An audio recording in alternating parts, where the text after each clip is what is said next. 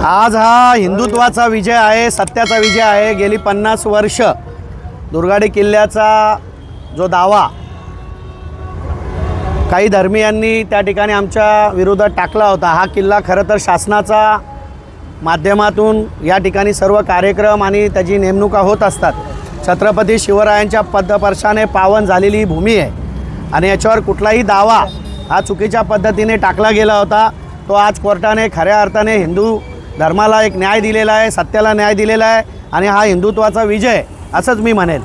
हा दावा नेमका कोणी टाकलेला होता? म्हणजे हा मुस्लिम धर्मीयांनी दावा टाकला होता की हा किल्ला हा मुस्लिम धर्माला मिळावा म्हणून त्यांनी हा दावा टाकलेला होता।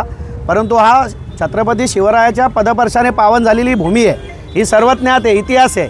1656 सालापासून या किल्ल्यावर छत्रपती शिवराय स्वतः येऊन गेलेले आहेत। एवढं सगळं असताना हा चुकीच्या पद्धतीने दावा टाकलेला होता आणि याच्यासाठी गेली 50 वर्ष कल्याण शहरातील हिंदू बांधव याच्यासाठी भांडत होते आणि आज खऱ्या अर्थाने 50 वर्षानंतर न्यायालयाने आम्हाला न्याय दिलेला आहे। याचा खूप आम्ही मनापासून स्वागत करतो आणि संपूर्ण हिंदू समाजाचा याचा एक मोठा विजय झालेला आहे असं आम्ही मानतो।